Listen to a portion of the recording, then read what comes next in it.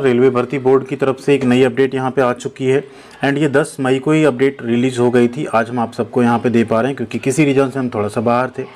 तो जो भी छात्र यहाँ पे रेलवे ALP का फॉर्म अभी तक नहीं भरे, आप सबके लिए यहाँ पे रेलवे की तरफ से एक अपडेट ये आई है कि रेलवे ने ALP फॉर्म भरने की लास्ट डेट, फीस पे करने की डेट एंड साथ ही साथ मॉडिफिकेशन जो फॉर्म में आपको मॉडिफाई करना है, उन सभी डेट्स में यहाँ पे बदलाव कर दिया है। तो जो भी स्टूडेंट अभी तक यहाँ पे रेलवे ALP 2025 का फॉर्म नहीं भर पाएँ, आप सबके लिए यहाँ पे एक अच्छी न्यूज़ है कि आप लोग अभी भी इसका फॉर्म भर सकते हैं। किसी रीजन से अगर आपके कोई कास्ट सर्टिफिकेट नहीं बने थे या कुछ ऐसे छात्र हैं जिनका अभी रिजल्ट आया है, वो भी वेट कर रहे थे रिजल्ट का, तो आपका मार्कशीट एंड सर्टिफिकेट आ गया, तो जो रिवाइज डेट है अब उसी के हिसाब से एजुकेशनल क्वालिफिकेशन भी आपकी मानी जाएगी। तो अगर आपका रिजल्ट अभी आया है तो भी आप ये फॉर्म भर सकते हैं अपना मार्कशीट और सर्टिफिकेट डाउनलोड करके। तो इस नोटिस को अगर यहाँ पे क्लिक करके देखेंगे तो यहाँ पे आप देखें कोरिजेंडम 1 में सेंट्रलाइज एम्प्लॉयमेंट नोटिफिकेशन 1/2025 में बदलाव हुआ है। वीडियो को आप लोग प्लीज़ लाइक ज़रूर कीजिएगा एंड चैनल पे पहली बार विजिट करें तो सब्सक्राइब करके बेल आइकन को दबा लीजिएगा। अब यहाँ अगर बात करें ऑनलाइन एप्लीकेशन फॉर्म भरने की, जो पहले लास्ट डेट थी वो थी 11 मई 2025, उसे अब बढ़ा के कर दिया गया 19 मई 2025। यानी अब 19 मई की रात 12 बजे से पहले आप लोग फॉर्म भर सकते हैं। रजिस्ट्रेशन एटलीस्ट कर सकते हैं आप, फीस आप बाद में भी यहाँ पे कर सकते हैं।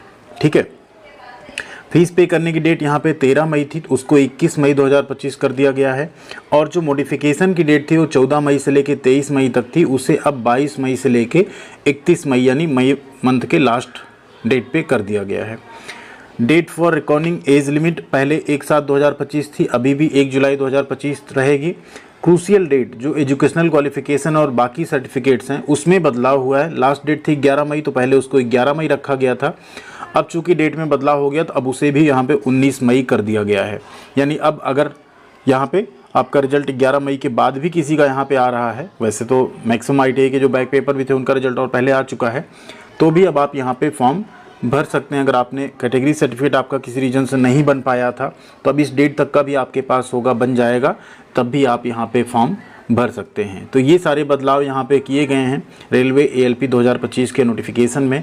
आप लोग कमेंट करके बताइएगा आपने रेलवे ALP का फॉर्म भर दिया या नहीं। अगर आपने भरा है तो आपने किस जोन से भरा है। आप सबको पता है 9000 से ज़्यादा पोस्ट पे वैकेंसी जारी की गई थी ALP की, उसी में ये बदलाव रेलवे की तरफ से किया गया, जो कि आपको ऑफिशियल वेबसाइट पे भी देखने को मिल जाएगा।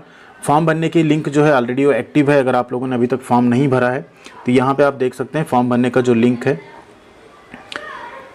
वो यहाँ पे ऑलरेडी चल रहा है।